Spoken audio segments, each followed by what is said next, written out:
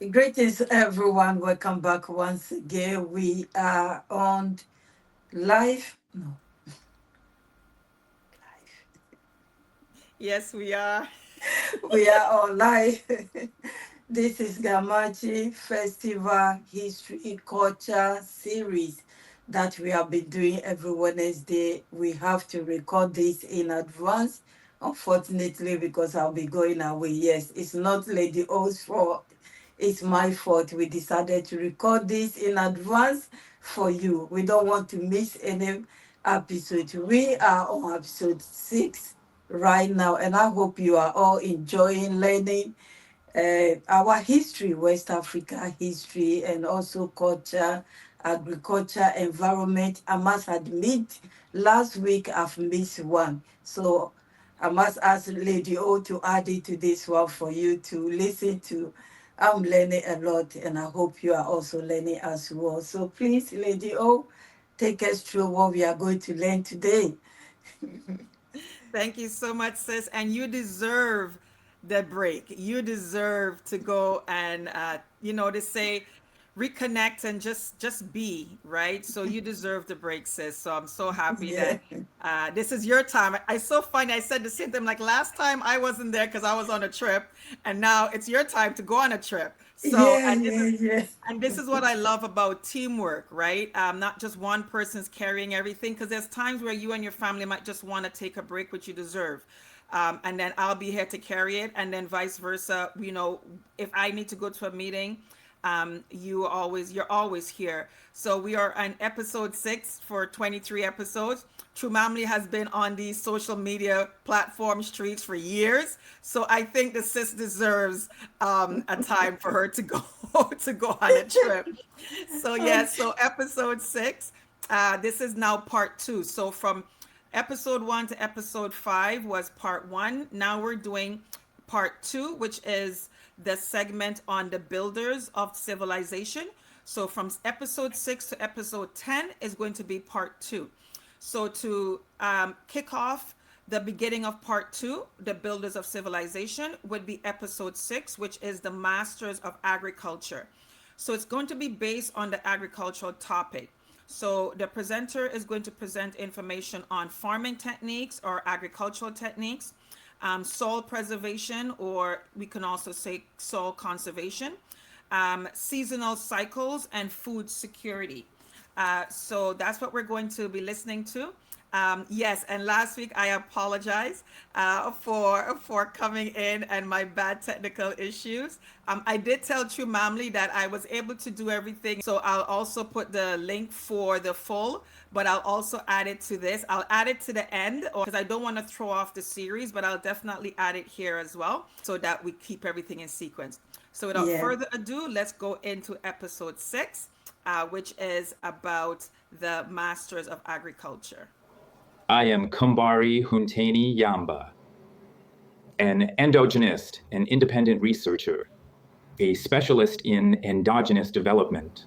Ouagadougou, Burkina Faso. The topic is agricultural techniques. What is technique?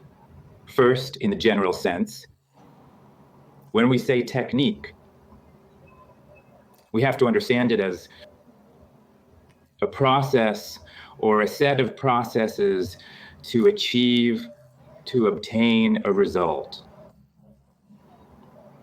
In the agricultural field, when we talk about technique,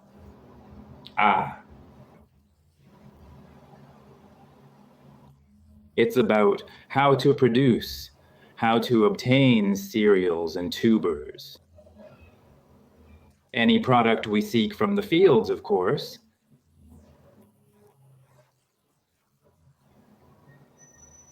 And agriculture also includes animal production, of course. It is not only about tending plants. It is not only about tending plants. Yes, cereals, tubers. Bref, the list is long. It should be remembered that when we talk about agriculture, we mean plants, we mean sowing. and the raising of animals, poultry, as well as small ruminants and large ruminants. On that note, from an educational standpoint, in some countries, people speak of the Ministry of Rural Development, which covers all these aspects. Products, in other words, aquatic animals, of course, mammals. Fish, I was going to say, turtles, and who knows what else. The list is long. Fishery products. So fishery products, agricultural products as we understand them in the classical sense, yes. We should not limit ourselves only to cereals and tubers. There is also livestock raising, so the production of cereals, tubers, and many other things, as well as animals. Livestock raising, or rather the care of animals for consumption, for trade, and for other needs. The list is long. That said, when it comes to agricultural techniques, our ancestors, of course, in Gourma, which extends beyond the borders of Burkina Faso, historically, socio-culturally, and socio-anthropologically, we should recall that the Gourmancheva are strongly present, with large communities in Benin, Niger, Togo, and Ghana. Be that as it may, we have a common element, a common ancestor, a common organization, and common traditions. Although in the details there are specific differences, still among the Gourmancheva, both culturally and socio-professionally, we share common features. In Gourma, agricultural techniques, of course. Our ancestors studied our soils and our different rocks, and they put those rocks under intense heat, extracted iron, split it, and made tools. Tools, that is to say, for field work and the study of soil, pedology. Today, it is true, our engineers, our agronomists, and so on, how should I put it, collaborate very little with our traditional endogenous agronomists. Yet our ancestors, and still today, of course, ordinary people, peasants, farmers, and cultivators hold agricultural techniques, and in livestock raising as well, of course. In other words, they have very advanced expertise in soil study. One type of soil is suited to one crop. Another type of soil is suited to one kind of livestock raising. On this kind of soil, typically, from the way I see it, a farmer, whether a herder or a grower, can say, you see, the nature of this grass, the nature of that plant, the nature of, well, this or that environmental element that tells us what is there. Take water indicator plants, for example. There are plants that when you see them, you know there's water here. There are also things we study in the same way, like termite mounds. Those are environments where, of course, there is water nearby. There are plants, trees called Nanyambu and others as well, namely Buyirumbu and Bunga-embu. Those are plants. Wherever they are found, when they appear, wherever you see those plants, know that it is near water. They are indicators of water, or it is in a low-lying area. So agricultural techniques depend on that. Based on the signals conveyed by the different components of our environment, the farmer, or rather the livestock keeper, settles beside or on that land because there's key information that allows them to deploy, in short, their whole range of means there to farm or raise poultry or animals, whether large or small ruminants. So the list of techniques is long, if only to mention, I was about to say, making use of endogenous knowledge, of local expertise. There is no need to go elsewhere in order to find this or that technique. But today the world is a global village. It is about complementarity. What is endogenous and what is exogenous complement each other. So we must always reconcile culture and modernity. About soil conservation. In Gurumantché, our ancestors had to work for years to identify the qualities and the shortcomings of different soils. The nature of the soils to determine which activity each kind of soil was suited for, both for livestock raising and for agriculture. A farmer, so-called illiterate, in quotation marks, but educated in his own socio-professional field. Oh yes, in Gurumantché. From an educational standpoint, for example, in July 1993, a farmer with my friend, a farmer called out to us in a friendly, social way. And he said this to us: "You are students. We are counting on you, our friends at school. You go there to learn." Plus. You go there to seek knowledge from all over the world and come back so that together we can develop, our community, our region, for better living conditions, of course. And he told us that he was a farmer. He was a herder, that he wore two hats. He said this: he was an expert in soil study, in pedology. Practically speaking, he told us this: here is this kind of plant. Here is this kind of grass. Here is this animal, this insect. Here is this wild bird. Birds were calling out everywhere. And he told us, whenever you see a certain plant, whenever you see a certain tree or another, know that on that soil, this is what can be grown. This is the kind of livestock, the kind of animal that can be raised on that soil.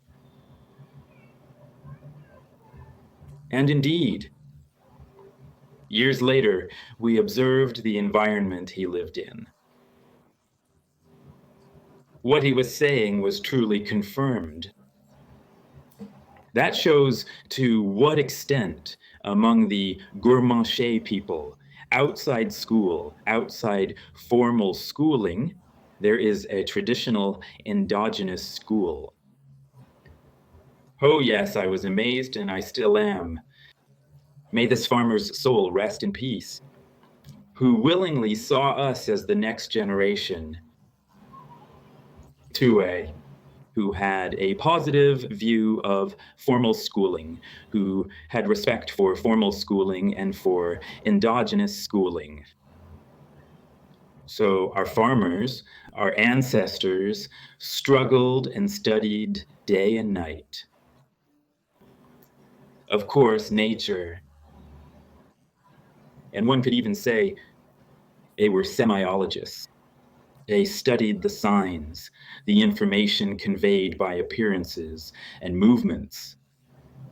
In short, the different elements, the different components of our environment. And of course, they were meteorologists. They had fully worked out, of course, the water cycle, rainfall, the formation of clouds. In short, the signs of coming rain. That being said, our farmers in Gurunsi, our cultivators, our herders, used endogenous techniques to improve things, to manage them, and to keep working with ease.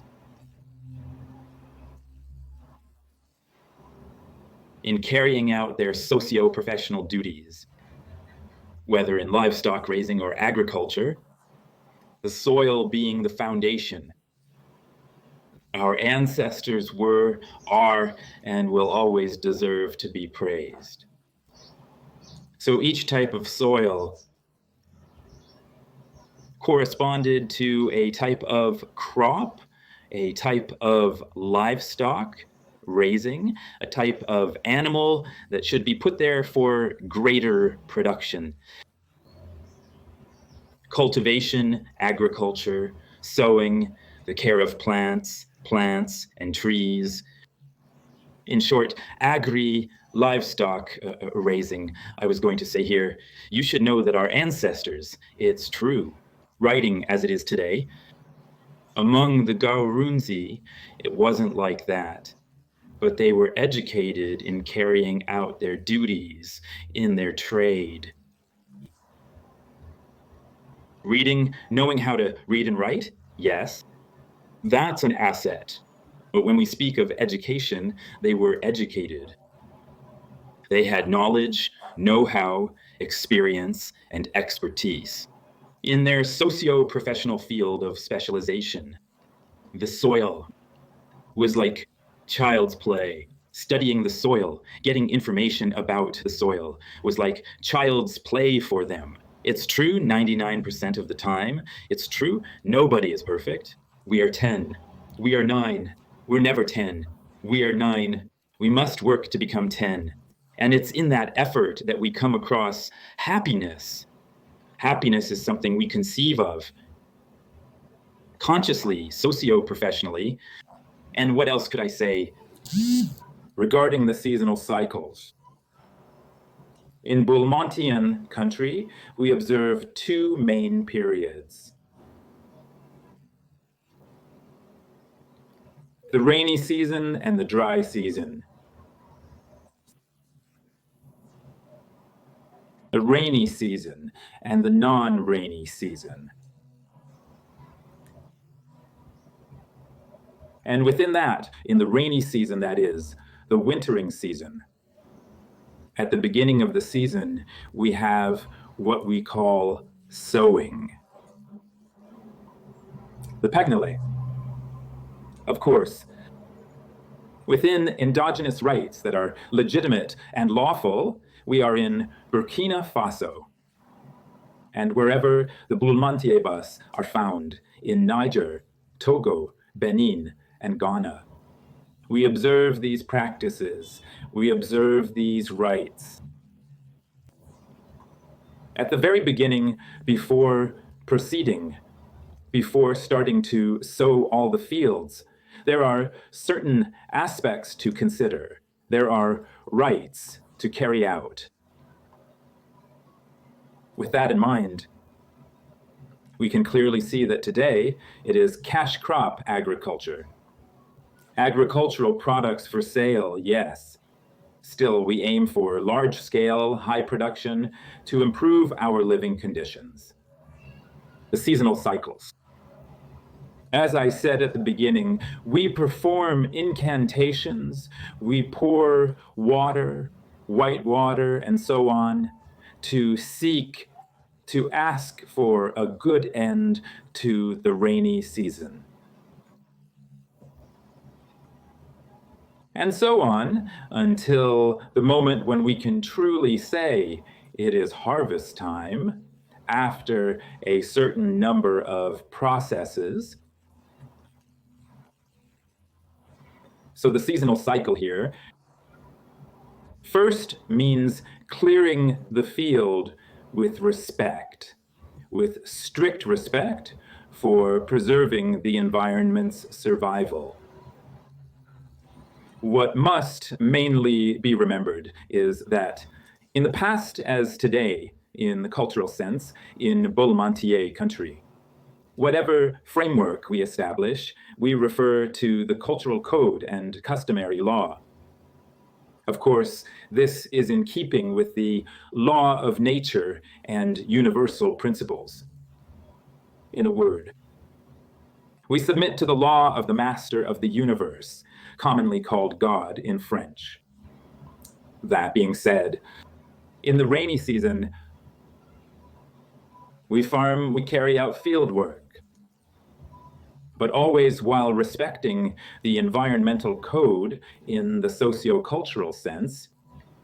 And today, of course, the law of the Republic is there, the environmental code, and we comply with it. With that in mind, until the end of the harvest, from the beginning to the end of the rainy season, that is, the end of the wintering season, we comply, of course, with socio-cultural law, the cultural code, customary law and legislation, including the Constitution of June 2nd, 1991, in the case of Burkina Faso. And as a further historical and socio-cultural reminder, the Boulmantieba are found beyond Burkina's borders. The Boulmantieba are found in Niger, Togo, Ghana, and Benin. And once we enter the dry season, yes, that's another matter altogether. Namely, we tend to the seedlings and the harvests. All the storage means we put in place today are sacks and other ways of preserving agricultural products.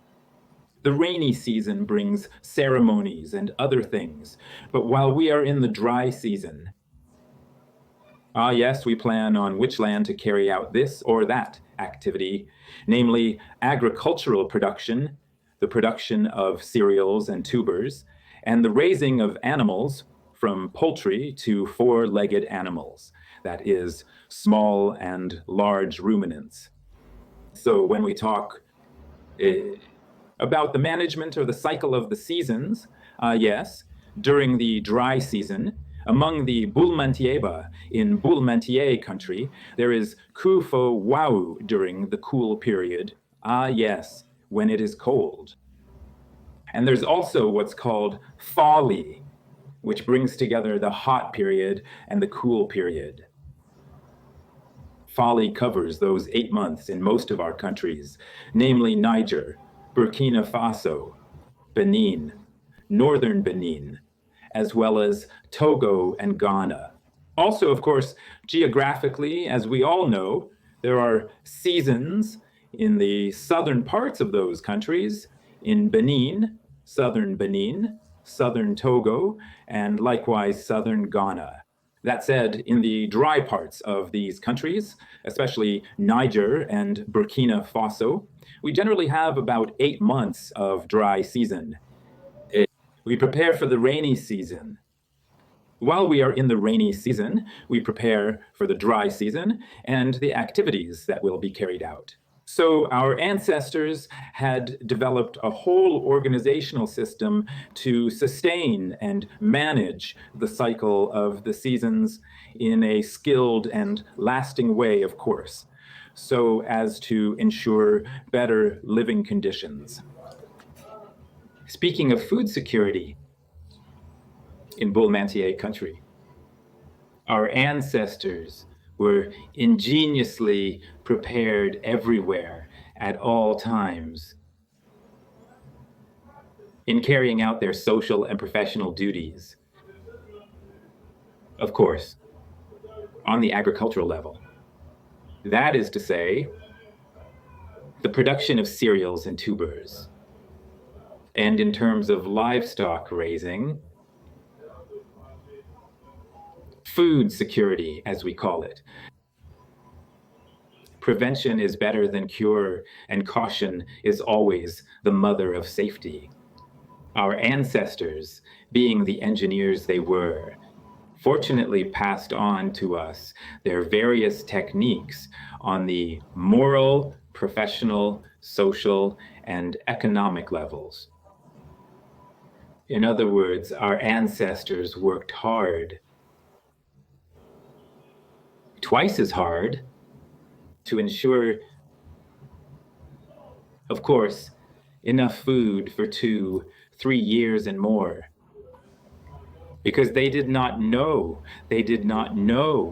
what the coming years might bring.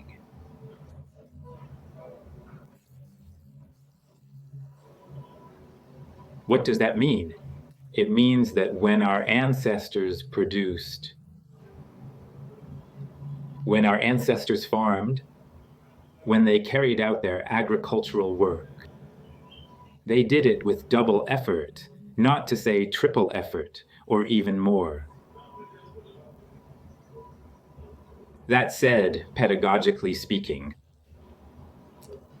when the farmers began their field work, they worked in such a way as to have a certain number of granaries for cereals and other agricultural products. So at harvest time, once they had filled a certain number of granaries, they would set aside 1 or 2 granaries, meaning they were not to be touched because they did not know whether the following year there would be rain or not. That is how they developed techniques of storage, preservation, and anticipation of disasters. Of course, famine and other such hardships. Indeed, in the field, farmers testified that they knew how to handle these situations with skill. Indeed, the following year there was famine. Crop destroying insects or a drought came and compromised the harvests. They found themselves in famine, but those who had been foresighted were able to survive until the end of the new season that had begun.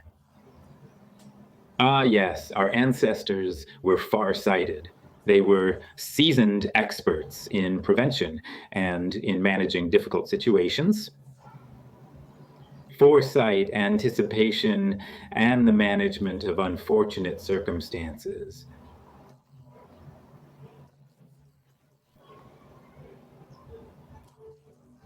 They had a whole arsenal of strategies, intelligence, and systems for anticipating events or managing food crises. So when it came to food security, our ancestors, in their efforts, in their initiatives, in their field work, read nature, they anticipated a number of unfortunate events that allowed them to anticipate, preserve, and secure a certain quantity of food because a crisis can arise at any time. And when they found themselves properly prepared, they faced it. They faced famine and even scarcity. That said, it is true that not everyone can be forward looking, but the key formula was there. You never know. At any moment, nature can turn everything upside down, can show a face we weren't expecting. So, food security, at various levels, they knew which plants, which products, I'd almost say agricultural ones, to produce so they could plan ahead, so they could manage food crises. So food security was handled consciously, professionally, constantly, and with tact and intelligence. Much everyone for listening and watching. Please let us know under the comment section which one that you know already and what you have learned as well. As always, I've been saying I'm learning When it comes to agriculture, I'm so serious about it because I want to become a farmer. Even though I've been trying and failing, I'm taking something from this to start again. We need to do our own farming, to learn more about our ancestors' farming, their way of farming, because that's the best way. Before we don't go to hospitals and we don't get sick like we do nowadays. We have to go back. I'm glad that a Gamache family or Gamache history is teaching us how to go back. And it's luckily I've worked on agriculture video today as well. It's about the Africans going back to the root. And they went to Captain Thomas Sankara's Avenue. Yes, so that video I'll be sharing it later. They said a lot of things about it as well. Lady O, thank you so much for bringing us all this history, bringing us and doing the background work as well. Thank you so much. Well, yes, that was amazing information. Again, he reminded us about the Comanche spreading as far as Benin, Ghana, Togo, Niger. And he talks about soil conservation and about how they're able to learn and analyze the soil for the livestock and the agriculture. And it just made me wonder if this is what Captain Ibrahim Traore is tapping into and using, and what we're seeing in regards to such an acceleration in the agriculture. The places that they were told that they can't grow anything, now they're lush and green. And again, I was talking to Sister Chumamli, and in regards to the Comanche, and we did a video with the Comanche community. I'll put the link into this as well, where they shared the connection between Thomas Sankara and the Comanche community and how he was reaching out to them before his assassination, going to use their language and knows their knowledge for scientific research. He was already reaching out to the community, and he started the project. And then all of a sudden, again, right after we had that live, and they were sharing that in that live with Dr. Sinini, who's also the presenter for episode 4 that did the Proverbs. He Yeah. mentioned that the Gamanchu is also going to be used for military because it's a language that nobody can decode. And that was why Thomas Sankara was reaching out to the tribe.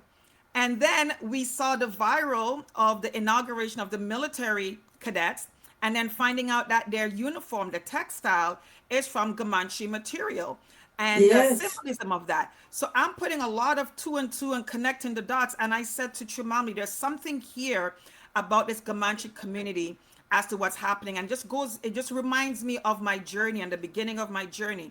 When I said there's something about this Comanche tribe, when I met my adopted nephew, the Sanda Burgu, the one who just walked up to me and say, "Hi, Auntie," out of just stranger. And I was like, "Hi."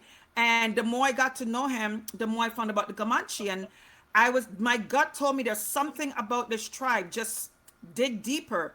And as these things are unfolding, Chumamli, I'm finding a lot of connections that I did not know before. And I'm seeing them slowly being unveiled through Captain Ibrahim Traore. I believe there's more with this Comanche community, their heritage, their culture, their language. There's something hidden And or something spirituality as well. some yes, something spiritual. But there's, as you know, we say there's like there's a hidden gem about this community, and it would make sense why the colonialism, they definitely wanted to divide this kingdom, so much so that we've never even heard about them. We heard about all the other kingdoms, but there's something that was wanting to erase them, to make them go away quietly. And I believe the more we do these series, the more things are going to connect. This is why I implore anybody to get a ticket and join me with the Comanche Festival, November 26th to 29th. These episodes gets us more familiar and get us more in touch with their culture. But to be a part of the festival, I believe it's going to be something very magical this year. It's the second annual. And again, it's what Abraham Traore, they said he's definitely reviving culture, but there's something special about this Comanche tribe and this Comanche community. And I believe time is going to reveal all things, sis. So thank you guys Yeah. so much for watching. Thank you. Thank you, sis. Thank you so much. Thank you. I must say something. As Yes. we something came into my mind. Do you know that no, you don't know. I have to tell you anyway. The two videos I made about the parade, I got not copy yeah, copyright. They're not going to monetize them. And the series Wow. keep coming. So I finished two. One that I haven't shared yet, and they said they are not going to monetize it. I said, okay, I'll post it, by the way. You will see it. So there's something going on that they don't want people to see. But we will see as we, like you said, as we keep this journey going, we will see what it is that they don't want people to know or see. Yeah, that's Yes. all I can say for now. Yes. Listen, no matter what the enemy does, Trimamli, it's not going to deter us. We're too awake. And this is Yeah. why I said I'm here to support you, not just in words and not just in membership, but I'm also here to carry this load, because this 23 episodes that there's something deeper and there's more that's going to be coming. So I'm here to carry this part so that you can focus on the content that you are already amazingly doing, and anything Gamanche related and all of this. I will carry this for us. I'll carry this load for us. Thank you so much, sis. You're We are welcome, all here sis. for each other. Thank you. Thank you Yes, so yes. much. Yeah. Well, Thank you, thank you, everyone. everybody. Thank you, sis. Thank you. Thank you. Bye bye. Bye I'll bye. keep you informed. Okay. Hi, everyone. Welcome back. Thank you so much for clicking on this video. We are live. I think I'll be the only one here, or maybe Lady O will be joining me later. If I can tell, there's no one on it yet, but you can introduce yourself. If you are here, please kindly let me know that you are around. Today we're going to share, it's about the Burkina Faso GOURMANCHÉ Festival history. We are going to learn more about the culture, how they live their lives. I mean, this is about West Africa culture. It's about their agriculture, how they used to cultivate, and also astrology and what medicine, something about plant as well. I was shocked when I hear it. For families, there is a lot about this speech. I don't want to butcher the professor's name. His name is Professor Yamba Kamburi. He's the one that is going to share this history lesson with us. So yes, this festival or this Gombati festival will start 26th of November and it will end 29th of November. If you are in Ghana, Togo, Benin, Mali, it's easy for you to go to Burkina Faso and experience this festival because it is for us, or it is our culture, it is our history. It's more or less about West Africa. So you are welcome. Anyway, if you are traveling abroad as well, or you are thinking about traveling abroad, this is something you have to look forward to. Please make it a point to visit Burkina Faso and experience this culture. They will be selling books for us in the local mother tongue and also in English. So yes, contact me or contact Lady O if you are interested. We will make sure you get one so you will start learning. I mean, after November. Yes. So I will start this video. I am COMBARY Ounténi Yamba, an endogenist, an independent researcher, a specialist in endogenous development from Ouagadougou, Burkina Faso. The theme, indigenous knowledge. What does that mean? What do we mean by indigenous knowledge? Indigenous knowledge is the whole body of information about the ecosystem of a geographical area such as Gourma, Gourma in the east of Burkina Faso. And we know very well, when we look at both history and the present, that Gourma extends beyond Burkina Faso's borders. Of course, in Mali, Niger, Togo, Benin, and Ghana, you find within each of those countries a large community. Gourmanché. That said, the Gourmantcheba, a community in West Africa, lived through a specific experience. In that area, of course, both yesterday and today, I would say. When we look at history as well as current reality, I would say, in Gourma, there are many trades. Trades in the sense that, of course, on both the scientific and technological levels, on the social level, social organization, that is to say, the family. Of course, a whole set of rules and laws that govern the life and functioning of the family, the clan, and more broadly, the community, just as in the time of Diaba Lampo, in the 1200s before the colonial era, rules and laws governed the life and functioning of the kingdom. The trades, we have oratory, oral arts, the griot tradition, kinship, joking relationships, tales, legends, songs, and so on, cries, and the ululations of women. These are forms of indigenous knowledge. Pottery, that is to say, ceramics, as well as blacksmithing, leatherwork, hide processing, the production of foods such as shea butter, the making of traditional soap, dolo, and many other things besides. These trades, these arts and crafts are forms of indigenous knowledge, here specifically in Gourmanché country. Naturopathy, traditional medicine, and geomancy known throughout the world. It is true, geomancy is a transcultural practice of prehistoric origin, but it is known, very well known, and especially well known in West Africa, more precisely in Burkina Faso, in the hands of the Gourmantcheba. These are forms of indigenous knowledge. So before the arrival of the colonizer in the African tropics, Africans healed themselves, fed themselves, clothed themselves, and of course lived in harmony because they had created tools for development, including the arts and crafts I have just mentioned, as well as the laws and rules that governed life and the functioning of societies within the Gourmanché community, the Gourmanché geographical area, the Kingdom of Gourma.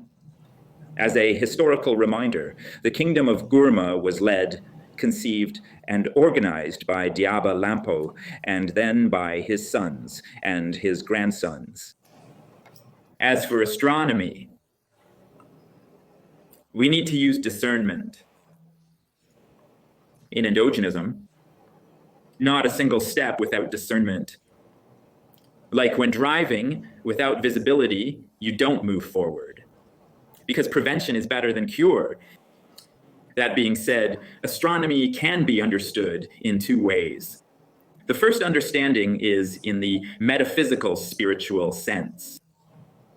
That is, the sense that speaks of the influence of the stars on man's destiny. That is the first understanding. The second is the scientific understanding, meaning the rigorous study of the stars. The stars, the bodies beyond, above the earth, above the atmosphere. As for astronomy in Gourmanché country, in the metaphysical spiritual sense, here, which heavenly bodies do we observe? The sun, the moon, the stars, their influence on the destiny of man, with a capital M, of course. That said, for teaching purposes, in Gourmanché country, you will hear of a woman called Malo. To speak of the moon The moon is a child, a girl, a female child who was born on the first day of the moon, when the moon appears. She is called Malo. She can also be called Tilpoa if it's a woman. If it's a man, Tiliga. Tilo, the moon. It is also called Malo. Linguistic dynamics, linguistic engineering lead us to this delight. That being said, the influence on the cultural, metaphysical, spiritual level, I was going to say, therefore, the moon. On its first day, when a woman gives birth to a child, as stated above, if it is a girl, she is called Malo.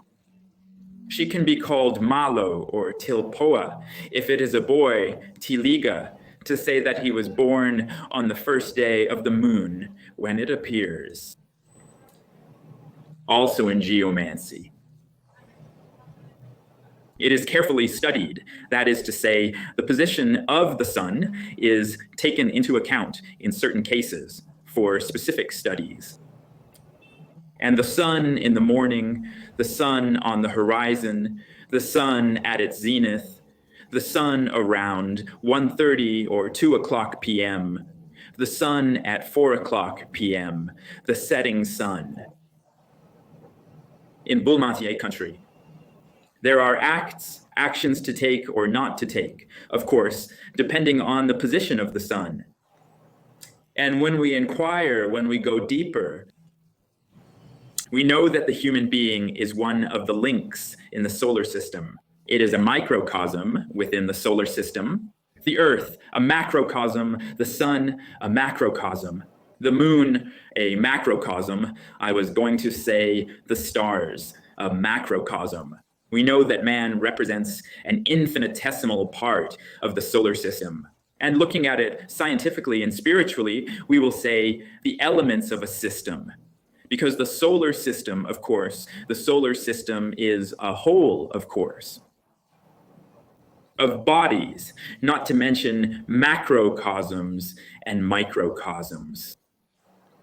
And we know full well that in the system, all the elements are interconnected, interrelated,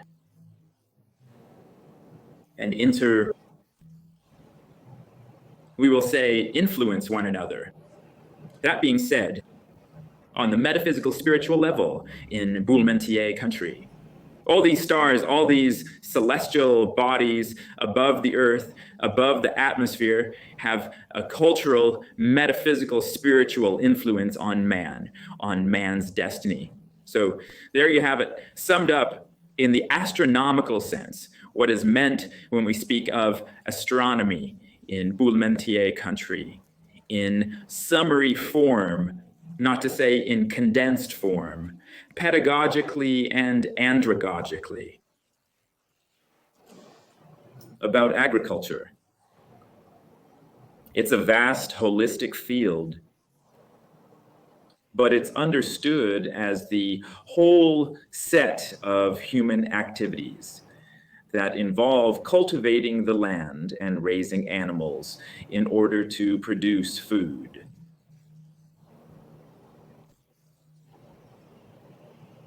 So there is, of course, crop farming and livestock raising. When we talk about agriculture or even the rural world, in some countries they say Ministry of Rural Development, Livestock and Agriculture, to refer in a word to crop production and animal production. That being said, in Bourlemondier country, it's true back then, considering what we know and how the world has evolved, everything in agriculture is dynamic.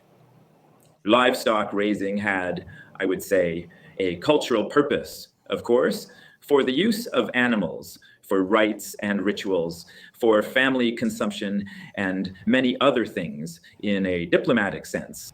Diplomatic in the sense that when you have a certain number of animals, certain kinds of animals, you can use them to create to weave friendly relationships.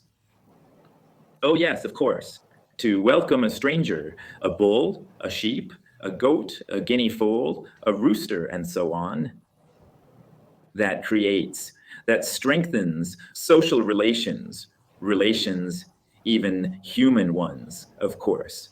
And culturally, certain kinds of animals are used according to their coloring, of course, in order to carry out rituals, to handle offerings. That said, in agriculture, there are a number of plants, cereals, and so on. I was going to say, also all tubers, in a word, everything that grows under the ground, cassava, as we know it, yams, and sweet potato, a number of tubers, a number of products that, in a word, are produced underground, such as ground peas, peanuts, and so on. Cereals, most of them, of course, above ground, like millet, small millet, for example, and so on. There is a kind of small millet that, of course, in less than 90 days, mostly in 2.5 months, even 3 months, in a word, is already ready. So in most cases, during famines, that's what people plan ahead for. In any case, prevention is better than cure. So these are cereals that are grown, planted, produced in order to anticipate a certain number of risks. Anyway, that's it. In a word, as for agriculture, before the advent of, well, to speak about the dynamics of life, the idea of ranch crops, cotton, and a number of other agricultural products, namely sesame.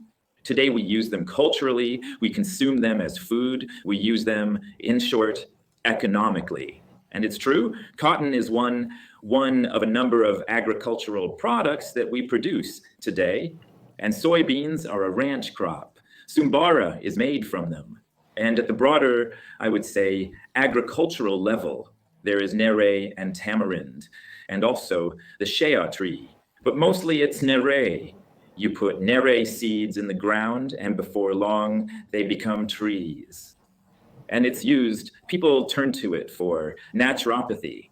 The product, nere, we know its many uses, its many practical uses, you could say. That said, in general and in specific terms, agriculture as a whole is something we use for nutritional consumption. We rely on agricultural products, meat and cereals, tubers, and everything we produce through agriculture to be able to heal ourselves, feed ourselves, and economically to flourish, to enjoy social well-being, autonomy, and sovereignty. We can't talk about peace without an economy. Without an economy, there is no peace, in the sense that people need food and the bare minimum in order to live and survive. That said, agriculture in its cultural dimension, I would say, in its social and economic dimension, we know very well that in the past, in times of cultivation, there were situations where people asked the neighbors, "Come help me on such and such a day. We're going to work the land." And that gathering is cultural, it's social, and who knows what else. So on the cultural level, as on the metaphysical, spiritual level, as on the economic level, agriculture in Bourg-le-Mandier goes beyond what we see and beyond subtraction, beyond abstraction, I should say, reaching into social relationships, spiritual relationships, metaphysical spiritual relationships, I should say. Agriculture is multifunctionality, I should say. Lady O, welcome. Because I can see, okay, there you go. Sorry. I apologize for my internet because I'm mobile right now. So I just left a meeting, an amazing meeting with the Burkina Faso ambassador to Canada. The meeting was longer than we thought because we had so much to discuss. I found an amazing interpreter here, Eunice, and we spoke about my trip to Burkina Faso. We talked about my return to Burkina Faso. We talked about the Gourmanchê Festival. They also asked me to assist them in promoting some other content for Burkina Faso so that I would be the Canadian ambassador of all things Burkina Faso when it comes to cultural activities and what's happening in Burkina.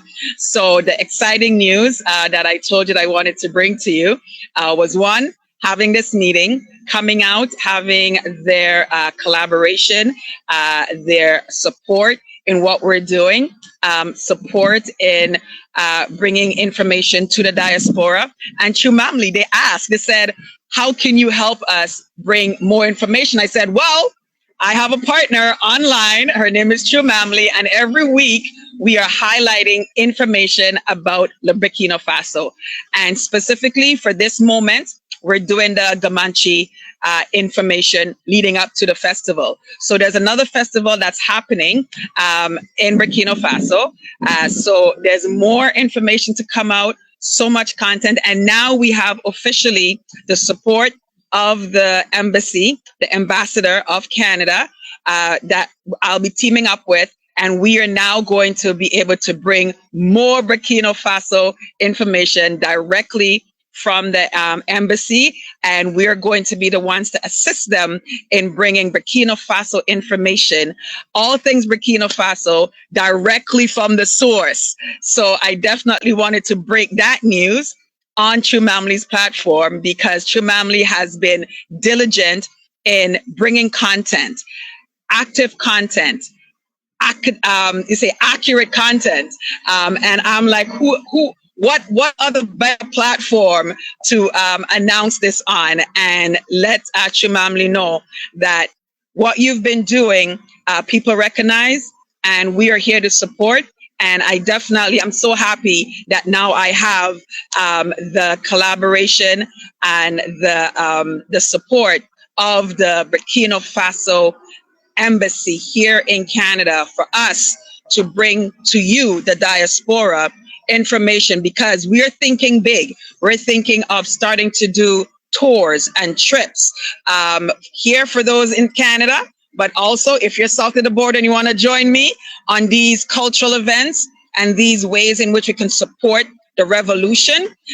We can't be on the front lines. I always say that we can't hold the machines, but we can find a way to support the Burkina Faso revolution in many ways that we can. So I was able to also confirm my videographer, who is going to be the one who's going to be doing the videos, also social media. So many amazing things has happened on this trip right now. And I wanted you, Chumamli, to be the first to hear.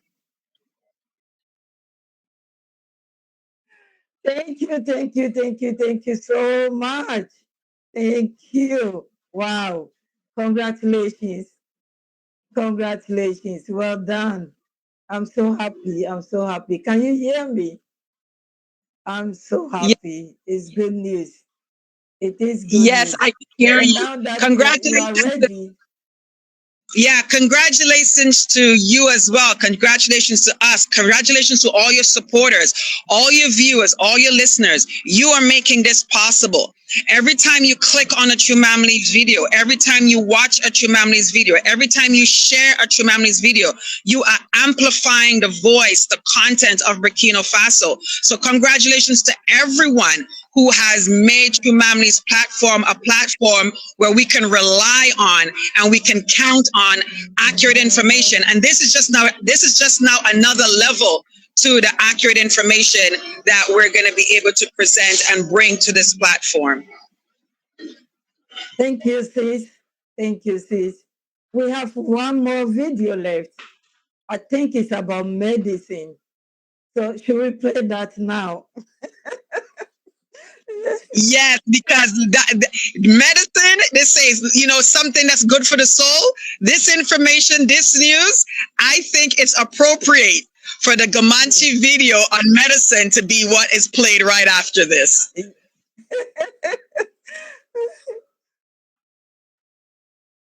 No.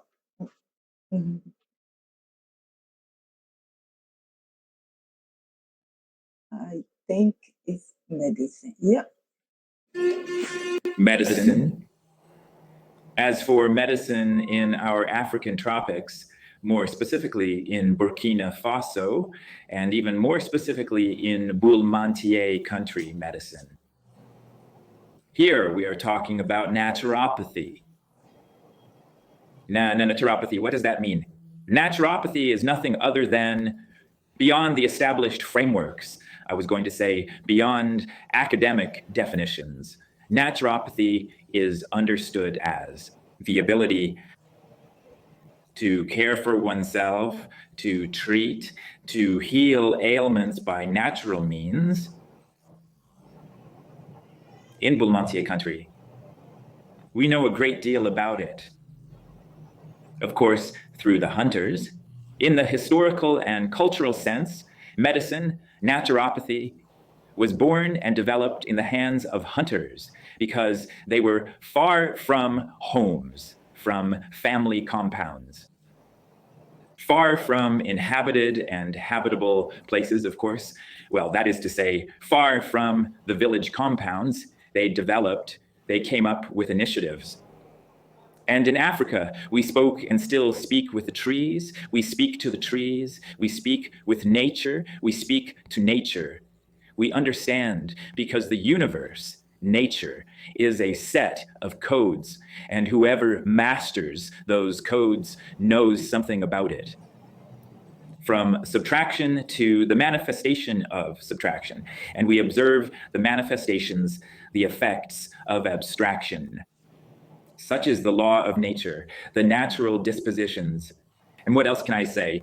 In GOURMANCHÉ country, traditional medicine, naturopathy, is an important fundamental link in the life of every being that has just come into the world.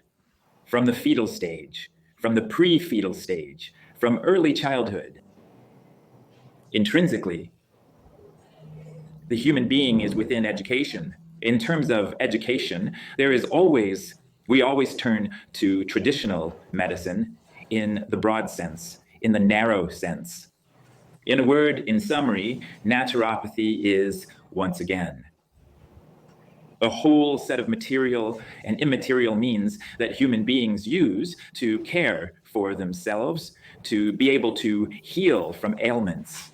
And telemedicine, we cannot finish without talking about it, because young people today, when they are told about telemedicine, people start asking questions. It's witchcraft. They call it all sorts of things they speak of. Some of those terms are frightening. Well, they use terms whose knowledge, whose mastery escapes them. And there you have it, a communication problem. A communication problem is an illness. That being so, to heal from it, we will have to turn to discernment. In other words, know the substance of the terms, the meaning of the terms we use, depending on the context. And as they say, a word only has meaning in a precise context. A word or an expression without context is nothing but a pretext. That being so, in a word, in GOURMANCHÉ country, naturopathy is the oxygen, is the aura, of course, that animates and protects the life of human beings of every age. As for the responsible management of the environment in GOURMANCHÉ country, as an educational and andragogical reminder, our societies were and still are governed by the cultural code and customary law. No aspect of it, no component, no element of the material or immaterial environment was used without respecting the cultural code and customary law. That is what young people must internalize today and bring into their daily attitudes. Otherwise, we are bound to disappear when our roof runs into trouble. The environment, our roof. The environment. What does the environment mean? Beyond the provisions, beyond academic definitions, the environment is nothing other than the whole of everything around us on the tangible and intangible levels. So the components, the elements of the environment in their material and immaterial dimensions. In short, it is the whole that makes up our environment. Responsible environmental management. As I was saying earlier, It is governed, the environment is governed by the cultural code and customary law. In the cultural sense, in the metaphysical spiritual sense, I would say, to remove a leaf or bark or a root from a tree, you must ask its permission. Tree, I am asking for a part of your body to do this or that. Then you take it and make use of it. That is on the cultural level, on the metaphysical spiritual level.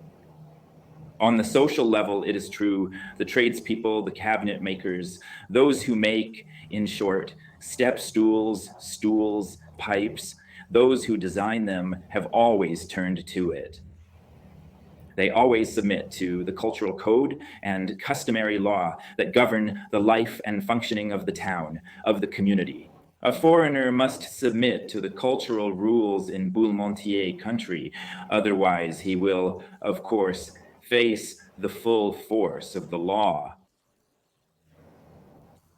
And that is what environmental management is. It was far removed from any form of greed, not to say extreme mercantilism. Today, if there is climatic upheaval, we talk about climate change, but it is greed. It is a failure to respect the cultural code and customary law. That is not cause for alarm. There is hope in the sense that the Burkinabe authorities today are in the process of tropicalizing, of making our legislation homegrown. The Constitution of June 2nd, 1991. Once again, there is hope. Young people reconnect with the source. As journalists like to say, they always go to the source and verify the information. So let us drink from the source. That is to say, turn to the cultural code, to customary law, which govern the life and functioning of the town, of our societies. That is a healthy environment in a healthy mind. And to make things clean, we must first cleanse ourselves. When my room is clean, the living room will be clean. Consequently, the yard and the front of the house as well. Donc, the quality, cleanliness, or unsanitary state of a neighborhood reflects the attitude of the people who live there. Again, a healthy environment in a healthy mind, that is the ideal. That is it for now. Yeah. Thank you all. Thank you everyone for your time. I hope you have learned one or two Thank you, things. Betty. Lady O, I give you the floor. Oh, thank you everyone for tuning in on our weekly live on True Mamli's platform, sharing information about the Gamanti Ba community. Get ready for the festival in Burkina Faso, November 26th to 29th. I've already purchased my ticket, so I'm going to be there. And from what I understand from my meeting today, there is another cultural or another event that is happening before then. When the embassy, they will be sending me the information. I will be bringing it live on True Mamli. It's, from what I understand, it's in October. I believe they said it was to November. So I think right after that is where the Guarmanché Community Festival is happening. So I'll bring you more information. I told them I wish I had known, so I would have bought my ticket earlier in October. But who knows? We'll see what's possible. We'll see, if it's something that I can be at. If not, for sure, when I show up in November, I might be coming on to the tail end of it, so I may be able to attend that particular event. But keep it locked. Always support True Mamli, like and share her information. And again, thank you to everyone that has been a supporter. True Mamli, again, I have to thank you so much, sis. I came across your platform when I was already researching content for AES. And the first time I saw your video, I was like, I think this is where I'm going to stay. And the more I watch your content, I was like, yeah, this is where I'm parking my bus when it comes to getting local news that is authentic and accurate. So thank you so much, sis, for the work that you've put in before, so people like myself can meet you and get to know your platform. And then we stay and then we try to support you in any way possible. Guys, support True Mamley, become a member. She has many different tiers, but even if you cannot financially do it, because I know everybody's strapped, please let's like and share, comment. Any kind of interaction will help True Mamley's platform. And that's it for me today. Thank you so much, sis. Thank you. I'm glad I found you on this street. Thank you so much. There's a brother here. I can't pronounce the name. Let me put. Yeah, it's on the stream. He's a YouTuber as well. So please, each and everyone, if you would like to know more about Kenya, click on his profile picture and then go and watch what is going on in Kenya as well. He's another supporter as well. Thank you all. Thank you for your time. Most importantly, um, I hope you have learned one or two things from here because I was talking to a brother yesterday morning before I started working on the video. Sorry. So when I heard moon, something about the moon, I said, yeah, and the sun. I said, okay, we were talking about the same things, like coincidence. And then I heard it. So we are all learning. I hope those who have time will learn a lot from this series. We'll be back next week, hopefully same time as well. So thank you all. Thank you. Since I know you are tired, so we end it here. We see you next week, and I'm happy. I'm happy for the good news. Bye bye, everyone. Bye bye. Thank you. Thank you. Thank you. Bye bye.